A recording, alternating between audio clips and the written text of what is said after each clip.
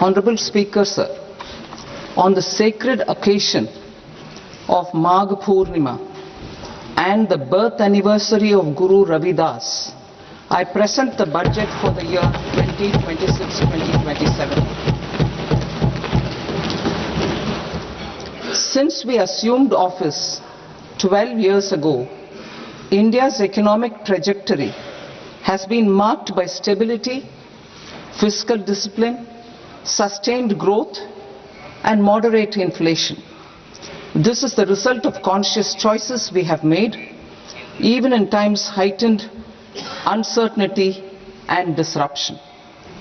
Our government, led by Honorable Prime Minister Modi, has decisively and consistently chosen action over ambivalence, reform over rhetoric, and people over populism. We have pursued far-reaching structural reforms, fiscal prudence and monetary stability, whilst maintaining a strong thrust on public investment. Keeping Atmanirbharta as a lodestar, we have built domestic manufacturing capacity, energy security, and reduced critical import dependencies. Simultaneously, we have ensured that citizens benefit from every action of the government, undertaking reforms to support employment generation, agricultural productivity, household purchasing power, and universal services to people. These measures have delivered a high growth rate of around 7% and helped us make substantial strides in poverty reduction and improvement in the lives of our people. Today, we face an external environment in which trade and multilateralism are impaired and access to resources and supply chains are disrupted. New technologies are transforming production systems while sharply increasing demands on water, energy, and critical minerals. India will continue to take confident steps towards Vikasit Bharat, balancing ambition with inclusion. As a growing economy with expanding trade and capital needs, India must also remain deeply integrated with global markets, exporting more and attracting stable long-term investment. As I begin Part A, I want to express my gratitude to the people for standing firmly with us as we forge our way together towards becoming one of the largest economies of the world.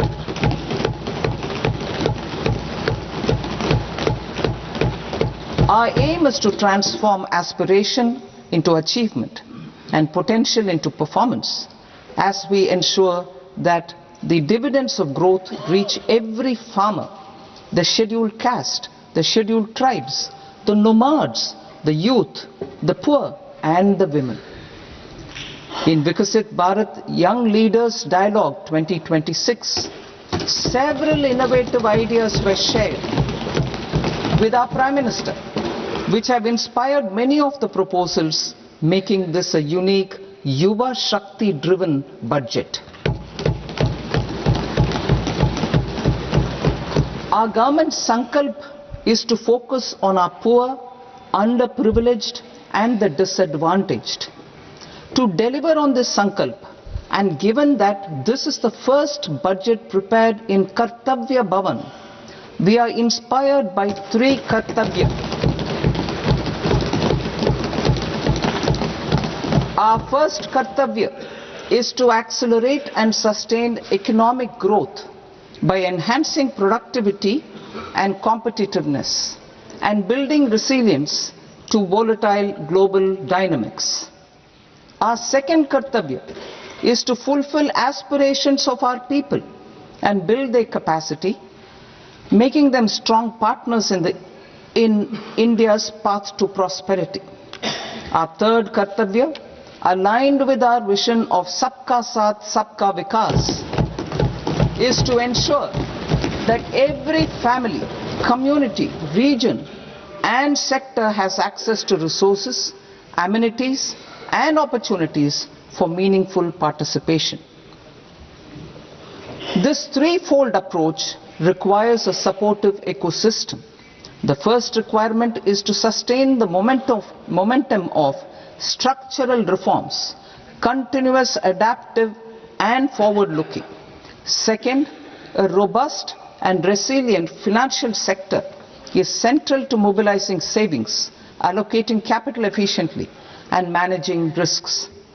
Third, cutting-edge technologies, including AI applications, can serve us as force multipliers for better governance. Reform Express. Our government has undertaken comprehensive reforms towards creating employment, boosting productivity and accelerating growth. After the Prime Minister's announcement on Independence Day in 2025, over 350 reforms have been rolled out.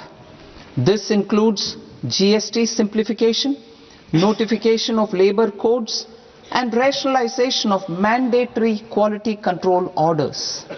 High-level committees have been formed, and in parallel, the central government is working with the state governments on deregulation and reducing compliance requirements. The Reform Express is well on its way and will maintain its momentum to help us fulfill our kartavya. I now move to specific proposals. Under our first kartavya, to accelerate and sustain economic growth, I propose interventions in 6 areas. 1. Scaling up manufacturing in 7 strategic and frontier sectors. 2. Rejuvenating legacy industrial sectors. 3. Creating champion MSMEs. 4. Delivering a powerful push for infrastructure. 5. Ensuring long-term security and stability. And 6. Developing city economic regions. Scaling up of manufacturing in 7 strategic and frontier sectors. Biopharma Shakti, meaning biopharma strategy for health advancement through knowledge, technology and innovation. India's disease burden is observed to be shifting towards non-communicable diseases like diabetes, cancer and autoimmune disorders. Biologic medicines are key to longevity and quality of life at affordable costs. To develop India as a global biopharma manufacturing hub,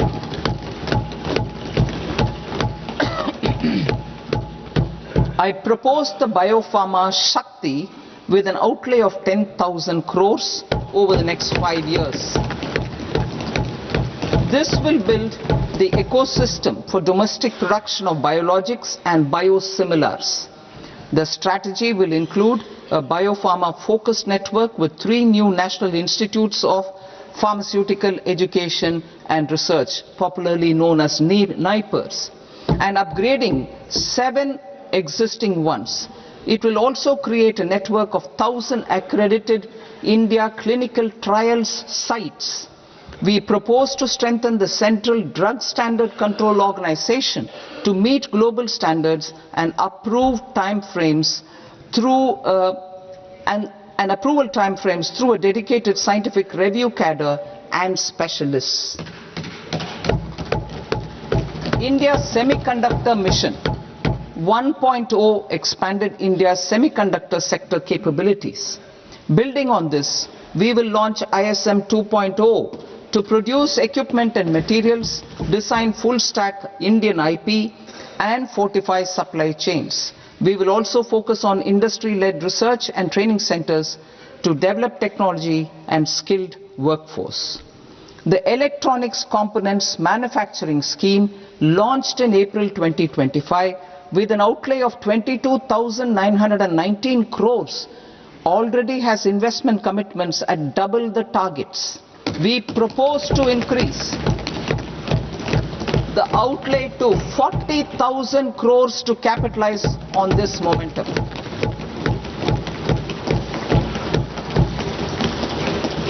A scheme for rare earth permanent magnets was launched in 2025 November.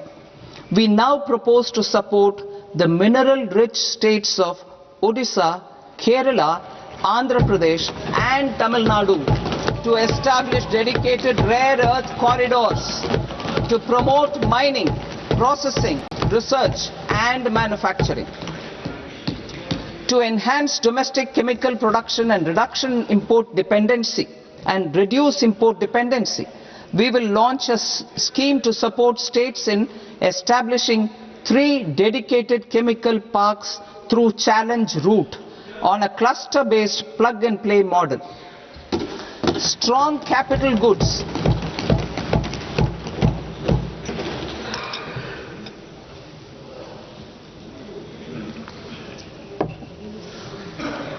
Strong capital goods capability is a determinant of productivity and quality across different sectors.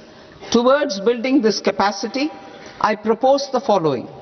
High-tech tool rooms will be established by central public sector enterprises at 2 locations as digitally enabled automated service bureaus that locally design, test and manufacture high-precision components at scale and at lower cost.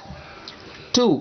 A scheme for enhancement of construction and infrastructure equipments will be introduced to strengthen domestic manufacturing of high value and technologically advanced CIE. This can range from lifts in a multi-storied apartment or firefighting equipment in multiplexes, large or small, and to tunnel boring equipments for building metros and high-altitude roads. I also propose a scheme for container manufacturing to create a globally competitive container manufacturing ecosystem with a budgetary allocation of 10,000 crores over a 5-year period. For the labor-intensive textile sector, I propose an integrated program with 5 subparts. 1. The National Fiber Scheme for self-reliance in natural fibers such as silk, wool and jute, man-made fibers and new age fibers. Textile expansion and employment scheme to modernize traditional clusters with capital support for machinery, technology upgradation and common testing and certification centers. 3. The National Handloom and Handicraft Program to integrate and strengthen existing schemes and ensure targeted support for weavers and artisans. Tex Eco Initiative to promote globally competitive and sustainable textiles and apparels. Samarth 2.0 to modernize the upgrade the textile skilling ecosystem through collaboration with industry and academic institutions. Further, I propose to set up mega textile parks in challenge mode. They can also focus on bringing value addition to technical textiles. I propose to launch the Mahatma Gandhi Gram Swaraj initiative to strengthen khadi, handloom and handicrafts. This will help in global market linkage and branding. It will streamline and support training, skilling, quality of process and production. This will benefit our weavers, village industries, one district, one product ODOP initiative and also our rural youth. India has the potential to emerge as a global hub for high quality, affordable sports goods. I propose a dedicated initiative for sports goods that will promote manufacturing, research and innovation in equipment design as well as material sciences. Rejuvenation of legacy industrial clusters. I propose to introduce a scheme to revive 200 legacy industrial clusters to improve their cost competitiveness and efficiency through infrastructure and technology upgradation. Creating champion SMEs and supporting micro enterprises. Recognizing MSMEs as a vital engine of growth, I propose a three-pronged approach to help them grow as champions. Equity support. I propose to introduce a dedicated 10,000 crores SME growth fund to create future champions, incentivizing enterprises based on select criteria. I also propose to top up the Self-Reliant India Fund set up in 2021 with 2,000 crores to continue support to micro enterprises and maintain their access to risk capital. Liquidity support. With TREDS, more than 7 lakh crore has been made available to MSMEs. To leverage its full potential, I propose 4 measures. 1. Mandate TREDS as the transaction settlement platform for all purchases from MSMEs by CPSEs, serving as a benchmark for other corporates. 2. Introduce a credit guarantee support mechanism through CGTMSE for invoice discounting on TREDS platform. 3. Link GEM with TREDS for sharing information with financiers about government purchases from MSMEs, encouraging cheaper and quicker financing. 4. Introduce TREDS receivables as asset-backed securities, helping develop a secondary market, enhancing liquidity and settlement of transactions. Professional support.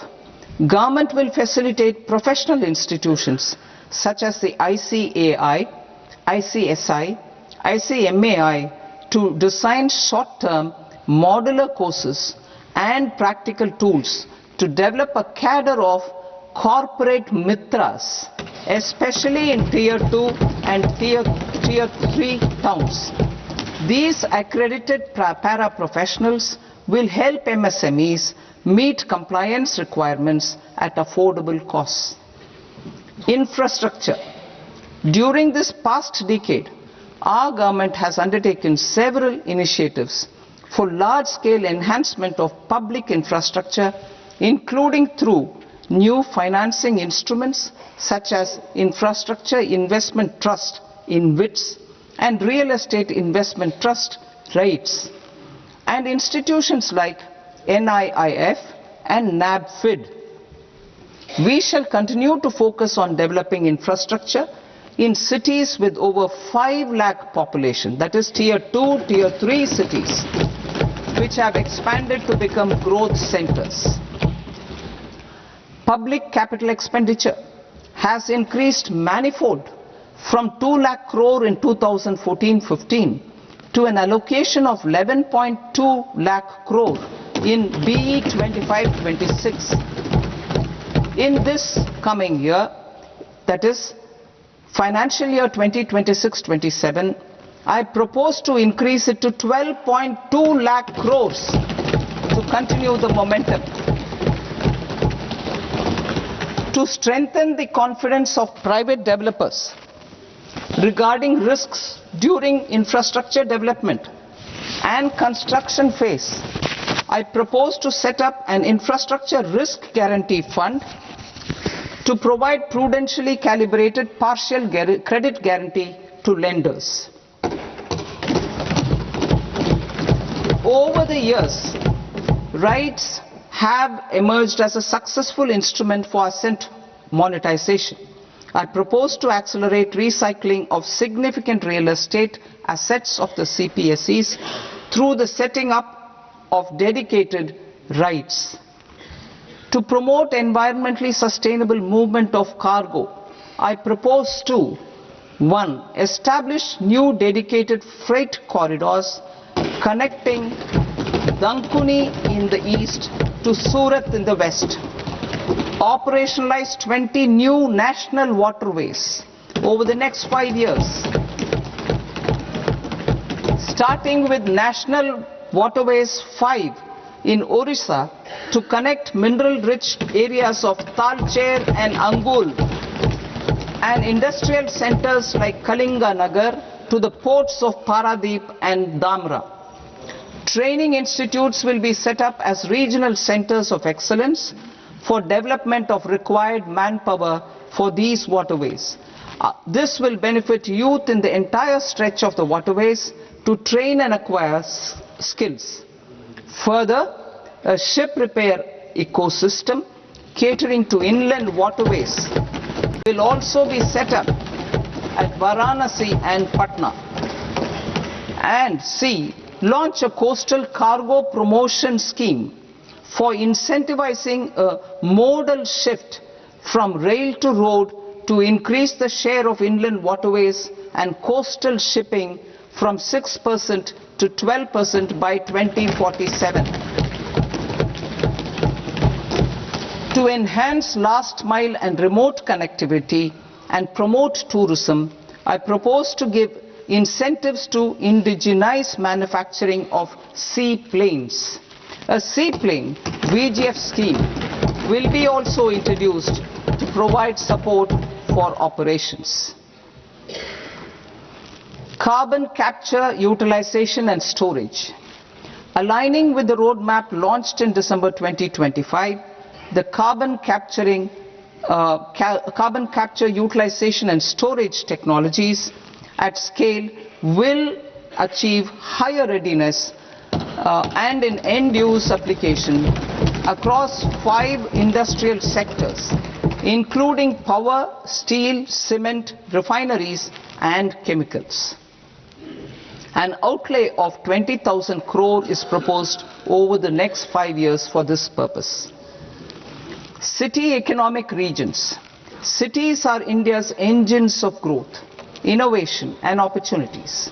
We shall now focus on Tier 2, Tier 3 cities and even temple towns which need modern infrastructure and basic amenities. This budget aims to further amplify the potential of cities to deliver the economic power of agglomerations by mapping city economic regions based on their specific growth drivers. An allocation of 5,000 crore per CER over 5 years is proposed for implementing their plans through a challenge mode with a reform cum result based financing mechanism. In order to promote environmentally sustainable passenger systems, we will develop 7 high-speed rail corridors between cities as growth connectors, namely Mumbai to Pune, Pune to Hyderabad, Hyderabad to Bengaluru, Hyderabad to Chennai, Chennai to Bengaluru, Delhi to Varanasi, Varanasi to Siliguri.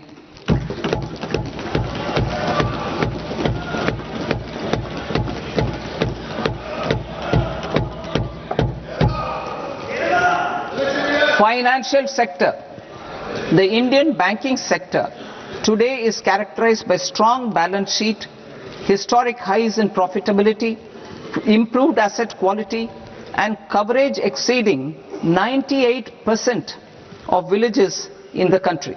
At this juncture, we are well placed to futuristically evaluate the measures needed to continue on the path of reform-led growth of this sector.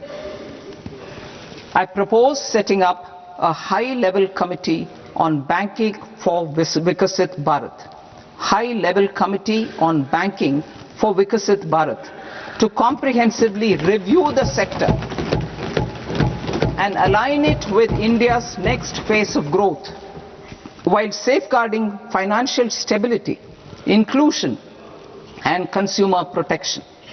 The vision for NBFCs for Vikasit Bharat has been outlined with clear targets for credit disbursement and technology adoption in order to achieve scale and improve efficiency in the public sector NBFCs As a first step, it is proposed to restructure the Power Finance Corporation and Rural Electrification Corporation.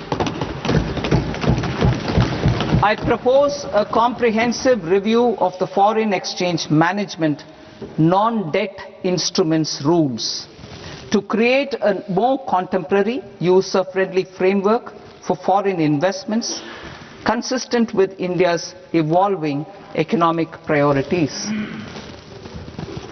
Corporate bond market. I propose to introduce a market-making framework with suitable access to funds and derivatives on corporate bond indices.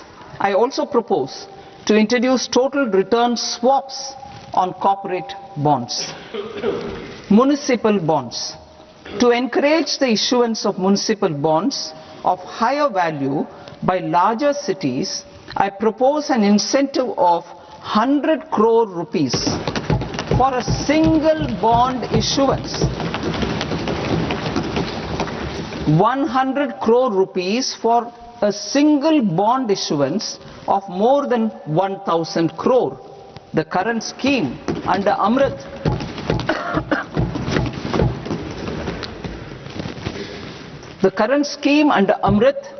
which incentivizes issuances up to 200 crores only, will also continue to support smaller and medium towns.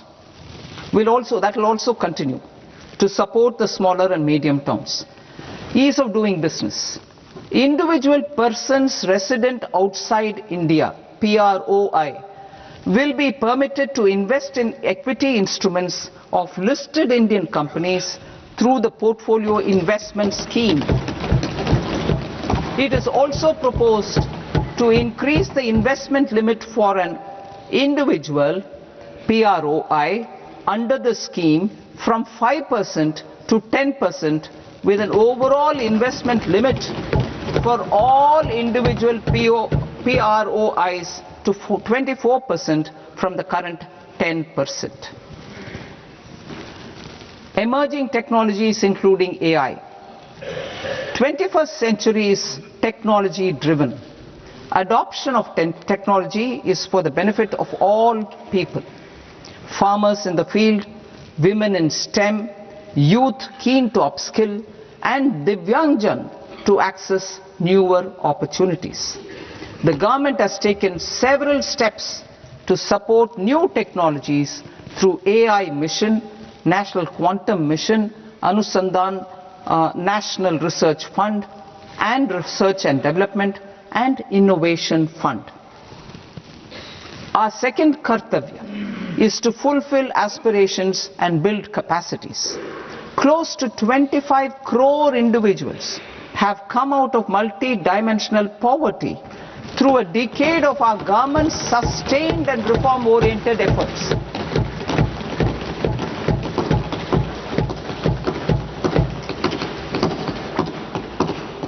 Our government has therefore decided to place a renewed emphasis on the service sector to provide a pathway to fulfilling aspirations of a youthful India with the following measures.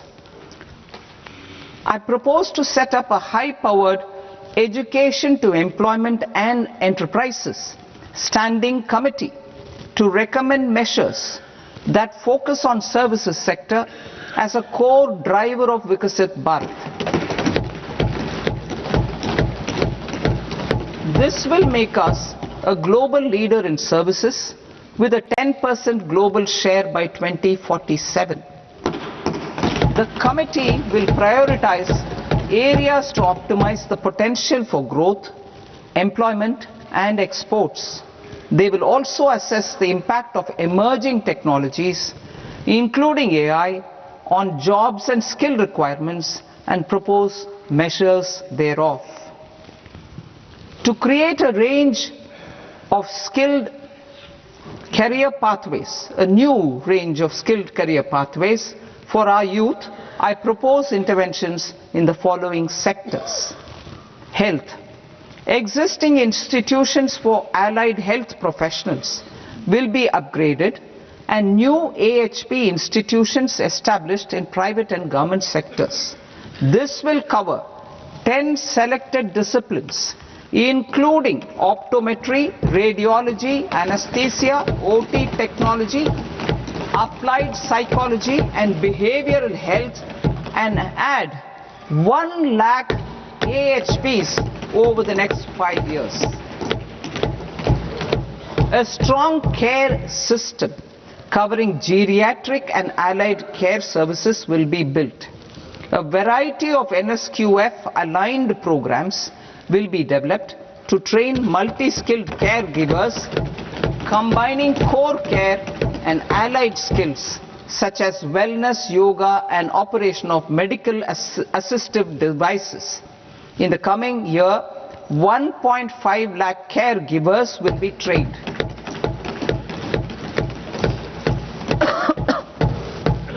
Hubs for medical value tourism. To promote India as a hub for medical tourism services, I propose to launch a scheme to support states in establishing 5 regional medical hubs in partnership with the private sector. These hubs will serve as integrated healthcare complexes that combine medical, educational and research facilities. They will have Ayush centers, medical value tourism facilitation centers, and infrastructure for diagnostics, post-care and rehabilitation. These hubs will provide diverse opportunities, job opportunities for health professionals, including doctors and AHPs. Ancient Indian yoga, already respected in several parts of the world, was given a mass global recognition when Honorable Prime Minister took it to the UN. Post-COVID, Ayurveda gained a similar global acceptance and recognition. Exporting quality Ayurveda products helps farmers who grow the herbs and youth who process the products. To meet growing global demand, a few more steps are being taken. I propose to 1. Set up 3 new All India Institutes of Ayurveda. 2. Upgrade Ayush pharmacies and drug testing labs for higher standards of certification ecosystem and make available more skilled personnel. 3. Upgrade the WHO Global Traditional Medicine Center in Jamnagar to bolster evidence-based research, training and awareness for traditional medicine. Animal husbandry. Livestock contributes to close to 16% of farm income, including of poor and marginal households. To scale up availability of veterinary professionals by more than 20,000, I propose to roll out a loan-linked capital subsidy support scheme for establishment of veterinary and para-veterinary colleges, veterinary hospitals, diagnostic laboratories, and breeding facilities in private sector. Collaboration between Indian and foreign institutions will also be facilitated. Orange economy. India's animation, visual effects, gaming and comics sector, ABGC sector, is a growing industry projected to require 2 million professionals by 2030. I propose to support the Indian Institute of Creative Technologies, Mumbai, in setting up ABGC content creator labs in 15,000 secondary schools all over the country and 500 colleges. The Indian design industry is expanding rapidly, and yet there is a shortage of Indian designers. I propose to establish, through Challenge Route, a new National Institute of Design to boost design education and development in the eastern region of India. Education.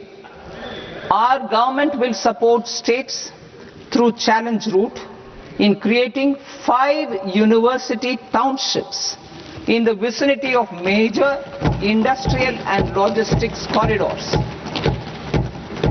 These planned academic zones will host multiple universities, colleges and research institutions, skill centers and residential complexes. In higher education, STEM institutions, prolonged hours of study and laboratory work pose some challenges for girl students. Through VGF, Viability Gap Funding and capital support, one girls' hostel will be established in every district.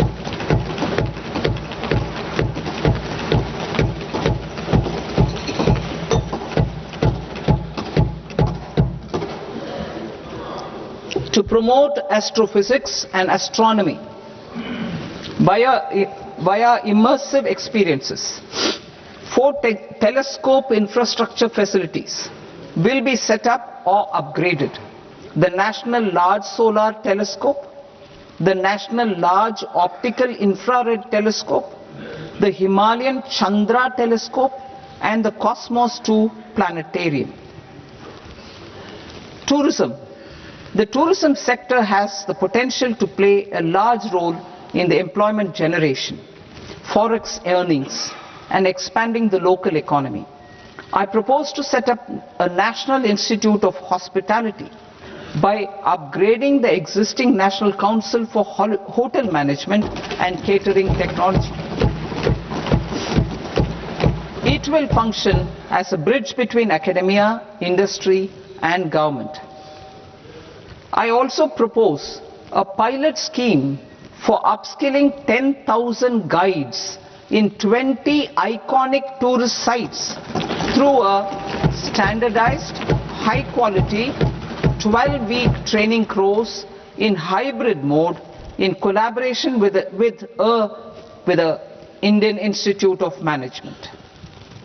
A national destination digital knowledge grid will be established to digitally document all places of significance, cultural, spiritual and heritage. This initiative will create a new ecosystem of jobs for local researchers, historians, content creators and technology partners. India has the potential and opportunity to offer world-class trekking and hiking experience. We will develop ecologically sustainable mountain trails in Himachal Pradesh, Uttarakhand and Jammu Kashmir. Also in Araku Valley in the Eastern Ghats and Podigai Malai in the Western Ghats. Turtle trails along key nesting sites in the coastal areas of Odisha, Karnataka and Kerala. And 3 bird watching trails along the Pulikat Lake in Andhra Pradesh, Tamil Nadu. It's on the border. Under the visionary leadership of Honorable Prime Minister, we established the International Big Cat Alliance in 2024. This year, India is hosting the first ever Global Big Cat Summit, where heads of governments and ministers from 95 range countries will deliberate on collective strategies for conservation.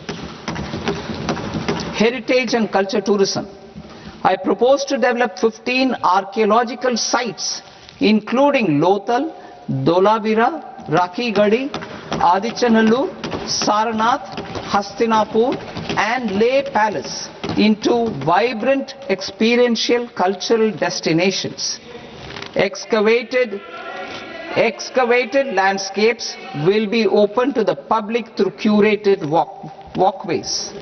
Immersive storytelling skills and technologies will be introduced to help conservation labs, interpretation centers and guides. The sports sector provides multiple means of employment, skilling and job opportunities. Taking forward the systematic nurturing of sports talent which is set in motion through the Khelo India program earlier, I propose to launch a Khelo India mission to transform the sports sector over the next decade. The mission will facilitate an integrated talent development pathway supported by training centers which are foundational, intermediate and elite levels. B, systematic development of coaches and support staff. C, integration of sports science and technology. D, competitions and leagues to promote sports culture and provide platforms. And E, development of sports infrastructure for training and competition.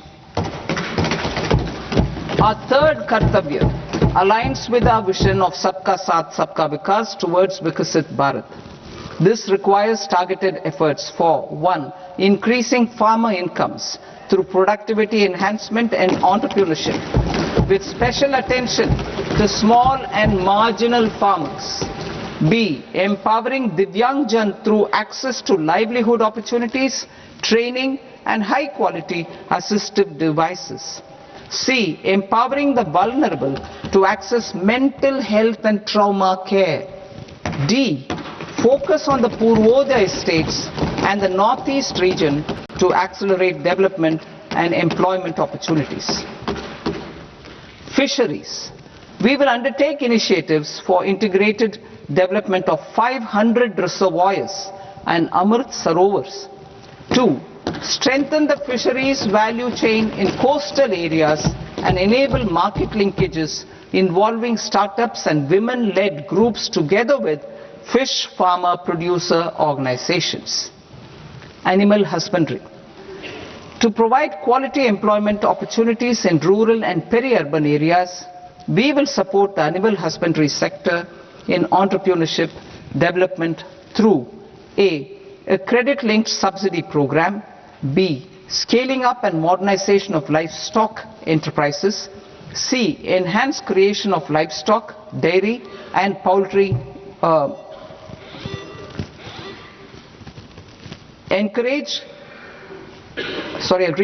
enhanced creation of livestock, dairy and poultry focused integrated value chains, and D, encourage creation of livestock farmer producer organizations. High value agriculture. To diversify farm outputs, increase productivity, enhance farmers' incomes and create new employment opportunities, we will support high value crops such as coconut, sandalwood, cocoa, cashew in the coastal areas, agar trees in northeast, and nuts such as almonds, walnuts and pine nuts in our hilly regions. These, all of them, will be supported. India is the world's largest producer of coconuts. About 30 million people, including nearly 10 million farmers, depend on coconuts for their livelihood. To further enhance competitiveness in coconut production, I propose a coconut promotion scheme to increase production and enhance productivity through various interventions, including replacing and non-productive trees with new saplings or plants or varieties in major coconut growing states. A dedicated program is proposed for Indian cashew and cocoa to make India self-reliant in raw cashew and coconut production and processing, enhance export competitiveness, and transform Indian cashew and Indian cocoa into premium global brands by 2030. Sandalwood. Sandalwood is closely linked to India's social and cultural heritage.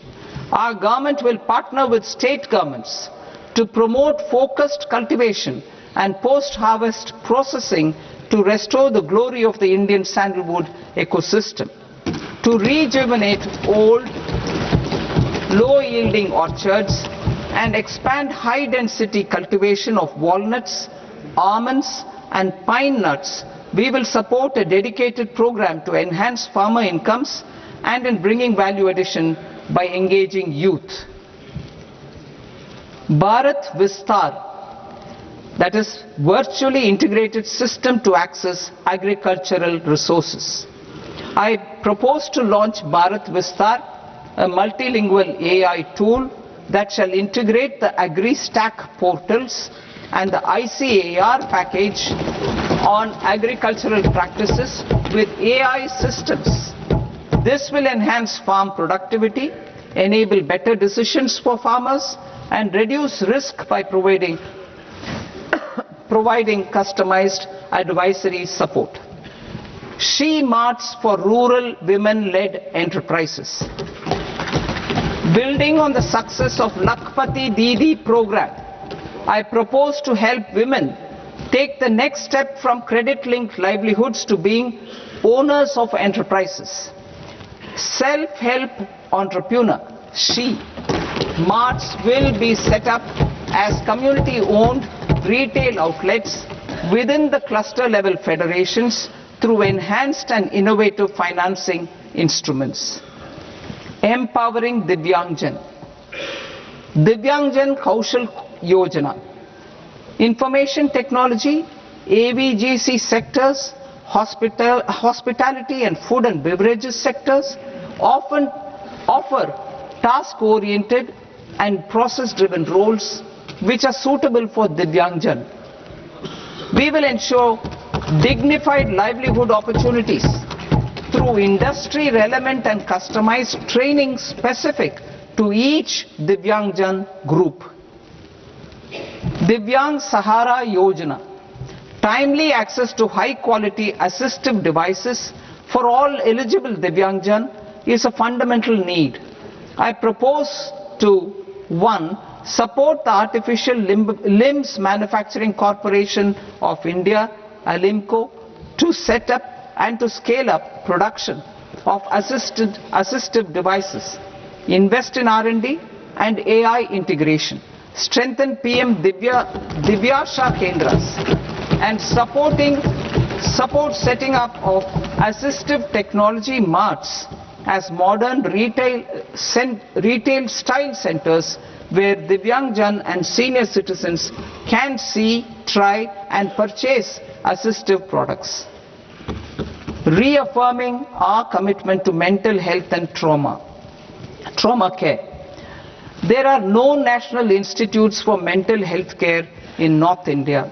We will therefore set up a NIMHANS 2 and also upgrade national mental health institutes in Ranchi and in Tezpur as regional apex institutions. Emergencies expose families, particularly the poor and vulnerable, to unexpected expenditure. We will strengthen and increase these capacities by 50% in district hospitals by establishing emergency and trauma care centers. Focus on Purvodaya states and northeastern regions. Purvodaya. I propose the development of an integrated East Coast industrial corridor with a well-connected node at Durgapur, creation of 5 tourism destinations in 5 Purvodaya states, and the provision of 4,000 e-buses. Buddhist sites in northeastern region.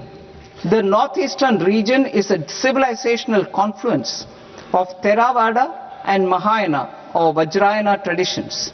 I propose to launch a scheme for development of Buddhist circuits in Arunachal Pradesh, Sikkim, Assam, Manipur, Mizoram and Tripura. The scheme will cover preservation of temples and monasteries, pilgrimage interpretation centers, connectivity and pilgrim amenities. 16th Finance Commission. On 17th November 2025, the 16th Finance Commission submitted its report to the President. As mandated under Article 281 of the Constitution, The government is to lay the report along with the explanatory memorandum on the action taken report on the recommendations of the Commission in Parliament, which, Sir, Honourable Speaker, you have allowed me to do at the commencement of this session. The government has accepted the recommendation of the Commission to retain the vertical share of devolution at 41%. As recommended by the Commission, I have provided 1.4 lakh crores of rupees to the states for the year 2026-2027 as Finance Commission grants. These include rural and urban local body and disaster management grants. Fiscal consolidation. Government has been delivering on our fiscal commitments consistently without compromising on social needs. To strive towards accepted standards of fiscal management in Budget 25-26, I had indicated that the central government would target reaching a debt to GDP ratio of 50 plus or minus 1% by 2030-31. In line with this, the debt to GDP ratio is estimated to be 55.6% of GDP in BE 26-27, compared to 56.1% of GDP in RE 25-26. A declining debt to GDP ratio will gradually free up resources for priority sector lending and expenditure by reducing the outgo on interest payments. One of the main operational instruments for debt targeting is the fiscal deficit. I am happy to inform this august House that I fulfilled my commitment made in 2021-2022 to reduce fiscal deficit below 4.5% of GDP by 25-26. In RE 25-26, the fiscal deficit has been estimated at par with BE of 2025-26 at 4.4% of GDP. In line with the new fiscal prudence path of debt consolidation, the fiscal deficit in BE 26-27 is estimated to be 4.3% of the GDP.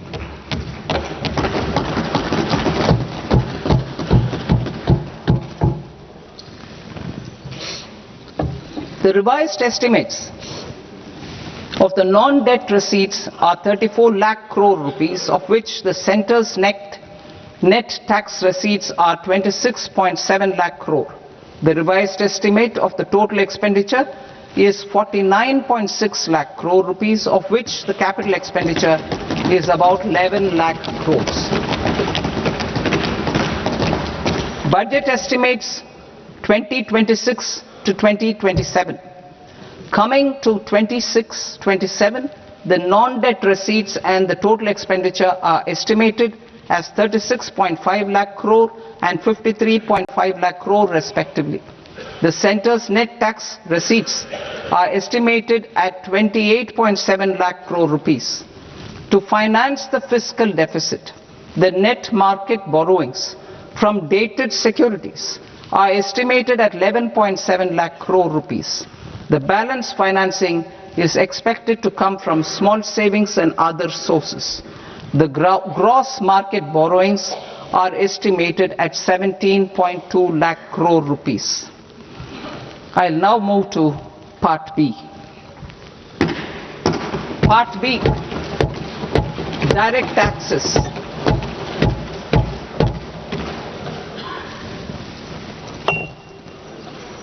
Honorable Speaker, sir, I now present my proposals on direct taxes.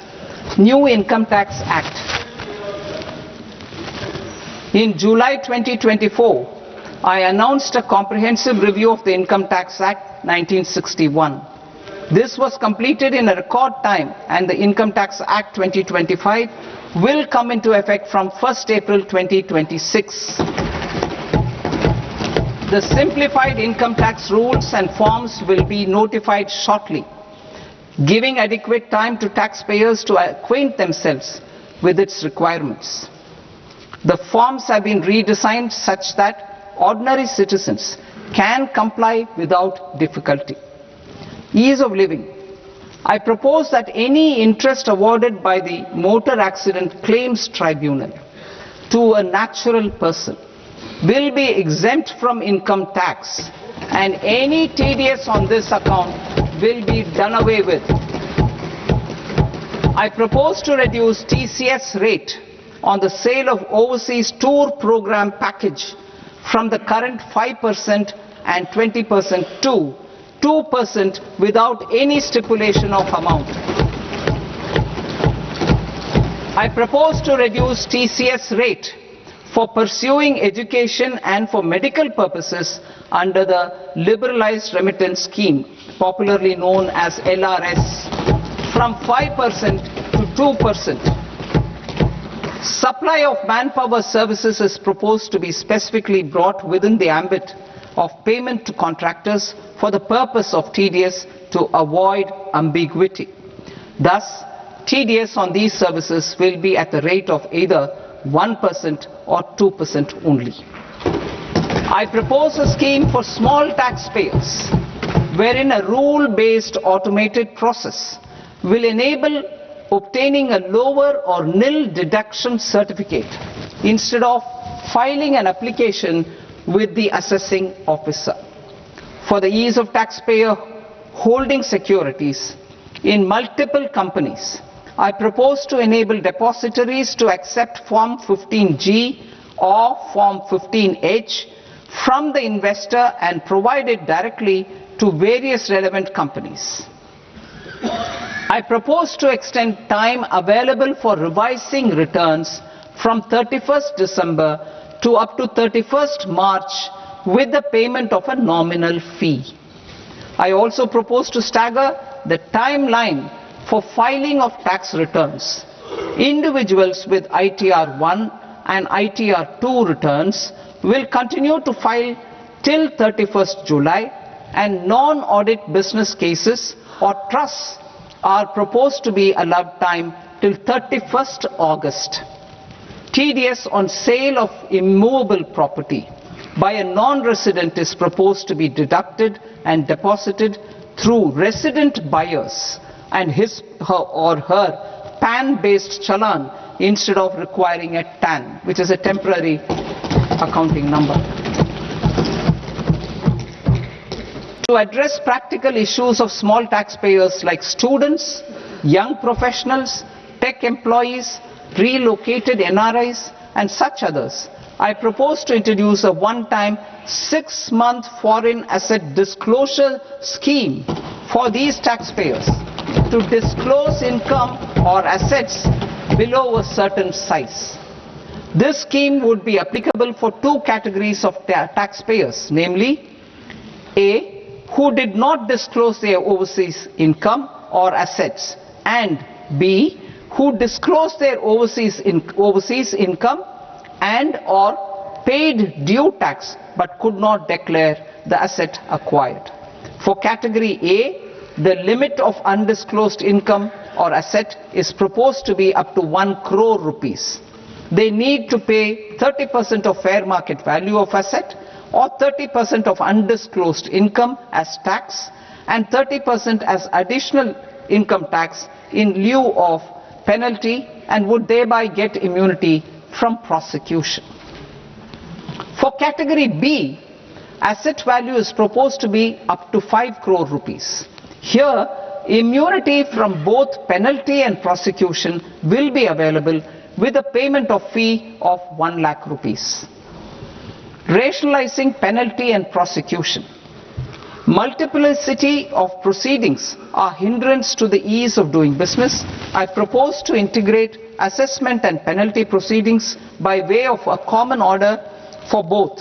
There will be no interest liability on the taxpayer on the penalty amount for the period of appeal before the first appellate authority, irrespective of the outcome of appeal process.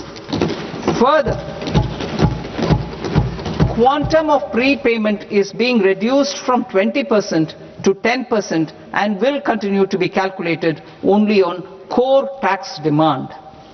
As an additional measure for reducing litigation, I propose to allow taxpayers to update their returns even after reassessment proceedings have been initiated, and an additional 10% tax rate over and above the rate applicable for the relevant year. The assessing officer will then use only this updated return in his proceedings. There is already a framework for immunity from penalty and prosecution in the cases of underreporting.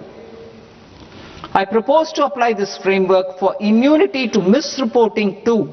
However, in such a case, the taxpayer will need to pay 100% of the tax amount as an additional income tax over and above the tax and interest due. Penalties for certain technical defaults, such as failure to get accounts audited, non-furnishing of transfer pricing audit report, and default in furnishing statement for financial transactions, are proposed to be converted into fee.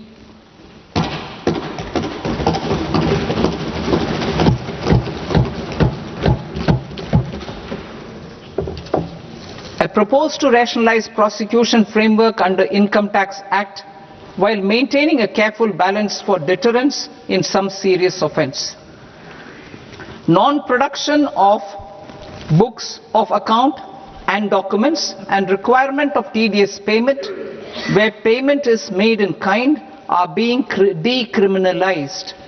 Further, minor offences will attract fine only. The remaining prosecutions will be graded commensurate with the quantum of offence.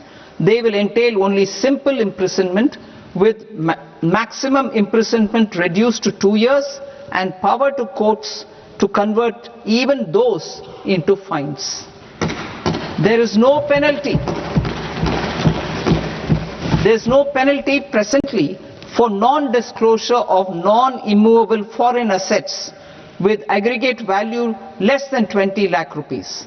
I propose to also provide them with immunity from prosecution with retrospective effect from 1/10/2024.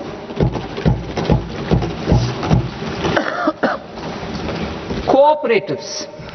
Deduction is already allowed to a primary cooperative society engaged in supplying milk, oilseeds, fruits or vegetables raised or grown by its members. I propose to extend this deduction to also include supply of cattle feed and cotton seed produced by its members. I propose to allow inter-cooperative society dividend income as deduction under the new tax regime to the extent it is further distributed to its members. I further propose to allow exemption for a period of 3 years to dividend income received by a notified national cooperative federation on their investments made in companies up to 31/1/2026. This exemption would be allowed only for dividends further distributed to its member cooperatives. Supporting IT sector as India's growth engine.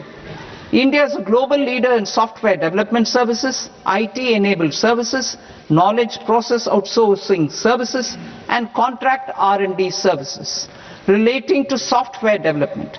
These businesses and their segments are quite interconnected with each other. All these services are proposed to be clubbed under a single category of information technology services with a common safe harbor margin of 15.5% applicable to all. The threshold for availing safe harbor for IT services is being enhanced substantially from 300 crore rupees to 2,000 crore rupees. Safe harbor for IT services shall be approved by an automated rule-driven process without any need for tax officer to examine and accept the application. Once applied by an IT services company, the same safe harbor can be continued for a period of 5 years at a stretch at its choice.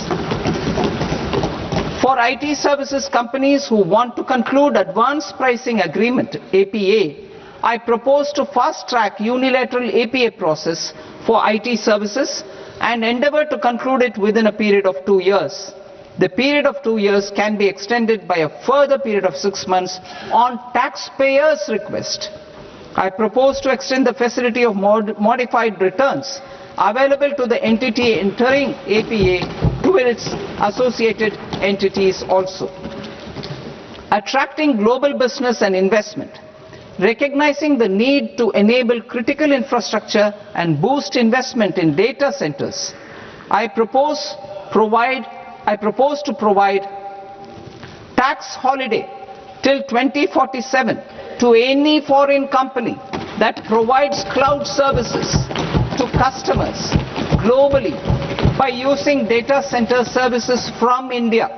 It will, however, need to provide services to Indian customers through an Indian reseller entity. I also propose to provide a safe harbor of 15% on cost in case the company providing data center services from India is a related entity.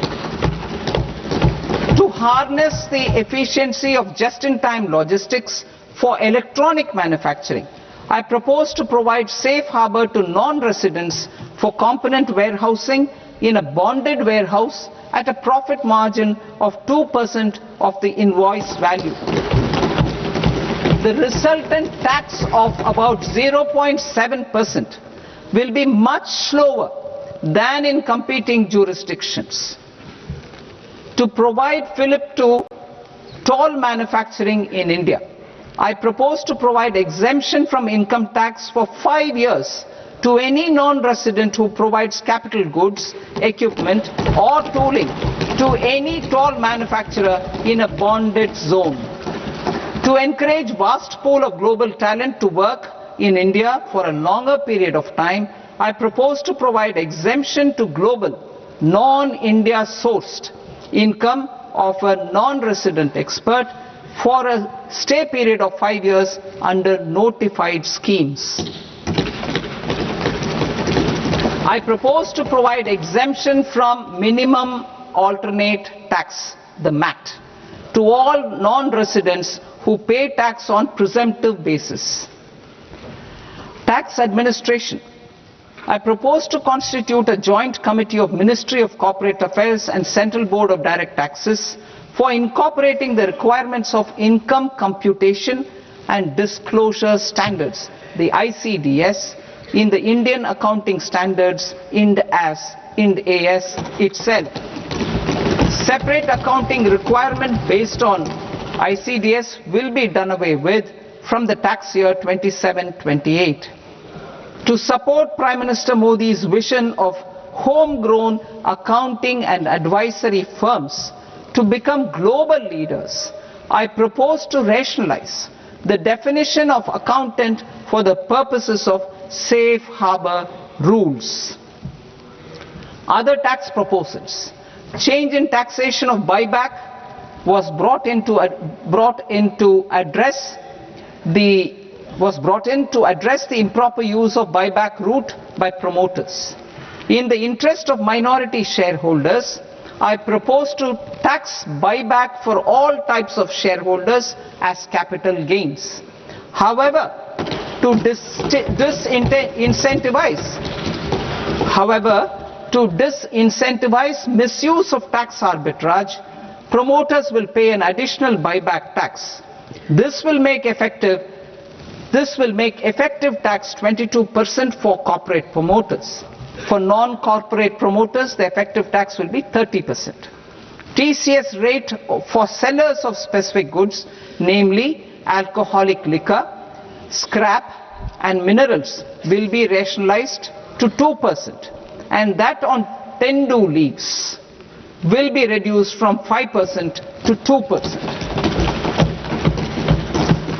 I propose to raise the STT on futures to 0.05% from the present 0.02%.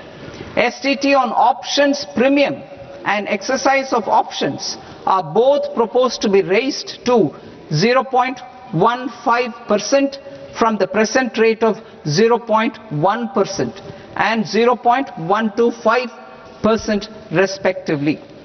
We reformed the taxation landscape for corporates in 2019 by providing them a simplified regime with lower tax rate so that they could productively focus on business rather than on claim of deductions and exemptions. To encourage companies to shift to the new regime, set off of brought forward MAT credit, minimum alternate tax credit, is proposed to be allowed to companies only in the new regime. Set off using available MAT credit is proposed to be allowed to an extent of 1/4 of the tax liability in the new regime. MAT is proposed to be made final tax, so there will be no further credit accumulation from 1st April 2026. In line with this change, the rate of final tax is being reduced to 14% from the current MAT rate of 15%. The brought forward MAT credit of taxpayers accumulated till 30th March 2026 will continue to be available to them for set off as above. Indirect taxes. I shall now take up proposals related to indirect taxes. My proposals for customs and central excise aim to further simplify the tariff structure, support domestic manufacturing, promote export competitiveness, and correct inversion in duty. To continue weeding out long continuing customs duty exemptions, I propose to remove certain exemptions on items which are being manufactured in India or where the imports are negligible. Similarly, to further simplify the process of ascertaining the rate of duty applicable on a particular item, I propose to incorporate certain effective rates in various customs notifications to the tariff schedule itself. I shall now take up sector-specific proposals. Promotion of exports of marine, leather and textile products. I propose to increase the limit for duty-free imports of specified inputs used for processing seafoods for export from the current 1% to 3% of FOB value of the previous year's export turnover. I also propose to allow duty-free imports of specified inputs, which is currently available for exports of leather or synthetic footwear, to exports of shoe uppers as well.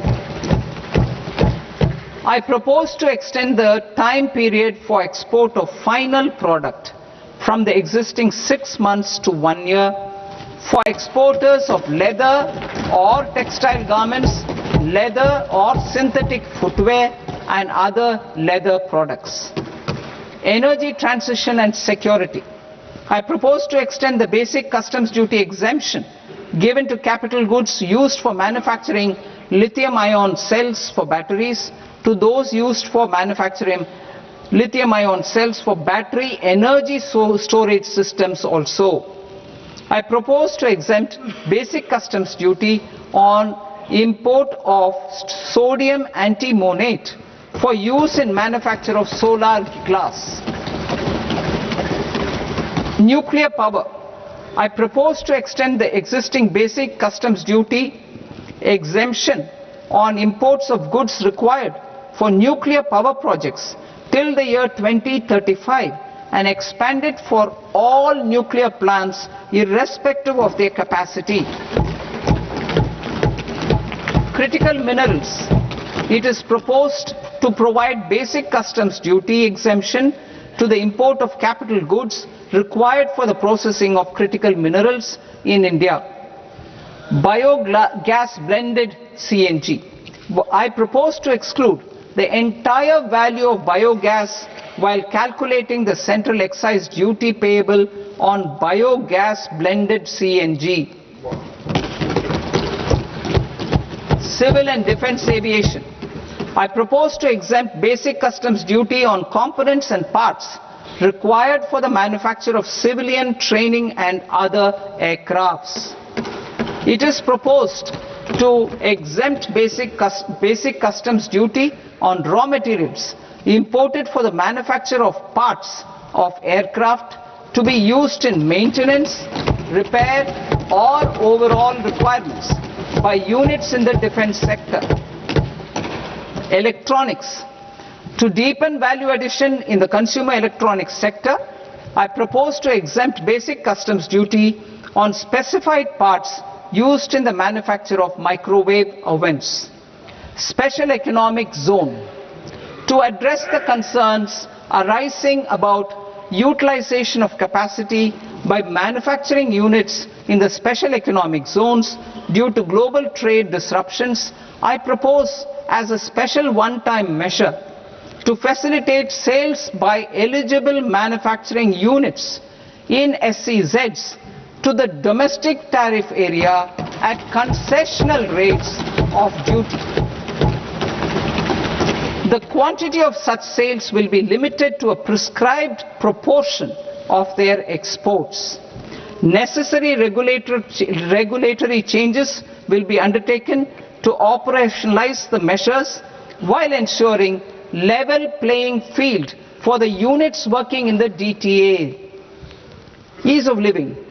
To rationalize the customs duty structure for goods imported for personal use, I propose to reduce the tariff rate on all dutiable goods imported for personal use from 20% to 10%. To provide relief to patients, particularly those suffering from cancer, I propose to exempt basic customs duty on 17 drugs or medicines. I propose also to add 7 more rare diseases for the purposes of exempting import duties on personal imports of drugs, medicines and food for special medical purposes used in their treatment. Customs process. India's role and share in the global trade is poised for a major leap in line with our ambition and journey towards Vikasit Bharat. In this regard, I propose many measures for custom processes to have minimal intervention for smoother and faster movement of goods and greater certainty to the trade. Trust-based systems. I propose to enhance duty deferral period for Tier 2 and Tier 3 authorized economic operators, known as AEOs, from 15 days to 30 days. I propose to provide eligible manufacturer importers the same duty deferral facility. This should encourage them to get themselves accredited as a full-fledged Tier 3 AEO in due course. To provide greater certainty and for better business planning, I propose to extend validity period of advance ruling binding on customs from the present 3 years to 5 years. In the spirit of the whole of government approach,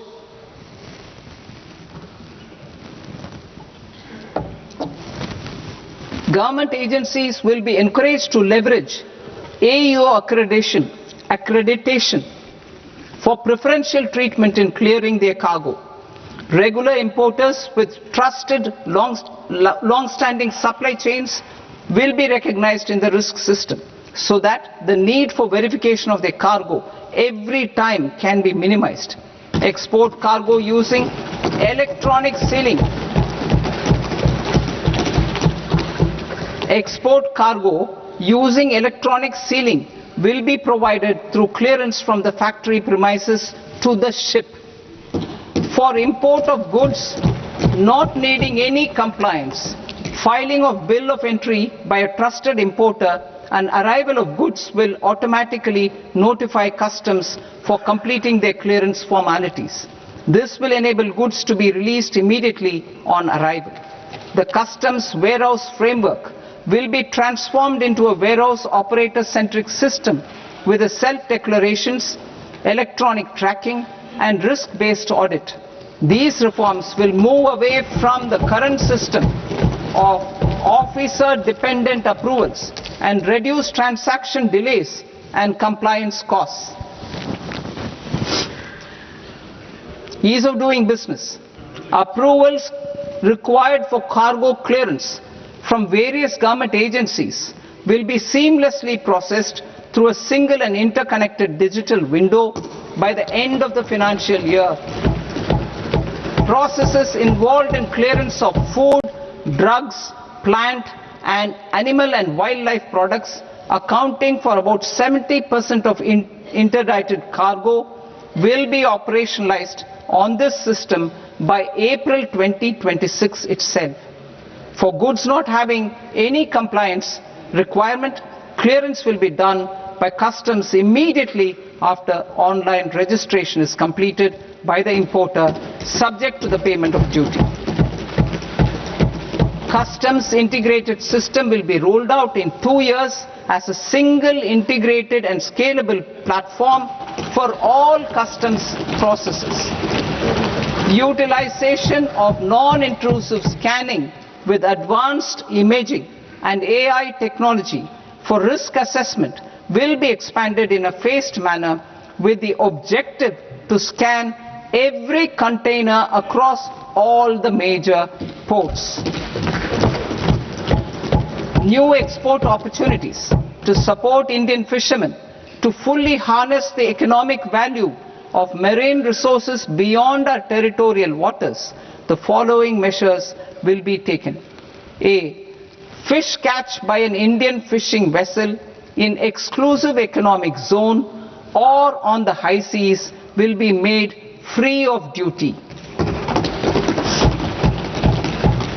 Landing of such fish on foreign port will be treated as export of goods.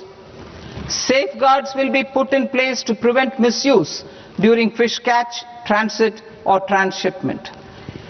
To support aspirations of India's small businesses, artisans and startups to access global markets through e-commerce, I am pleased to announce complete removal of the current value cap of 10 lakh rupees per consignment on courier exports. In addition, handling of rejected and returned consignments will be improved with effective use of technology for identifying such consignments. I propose to revise provisions governing baggage clearance during international travel to address genuine concerns of passengers. The revised rules will enhance duty-free allowances in line with the present-day travel realities and provide clarity in temporary carriage of goods brought in or taken out. There are honest taxpayers who are willing to settle disputes by paying all their dues, but they get deterred due to negative connotation associated with penalty. They will now be able to close cases by paying an additional amount in lieu of penalty.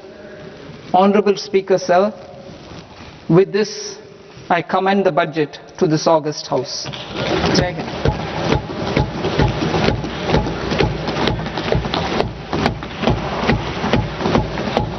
ABP Ananda, এগিয়ে থাকে, এগিয়ে রাখে।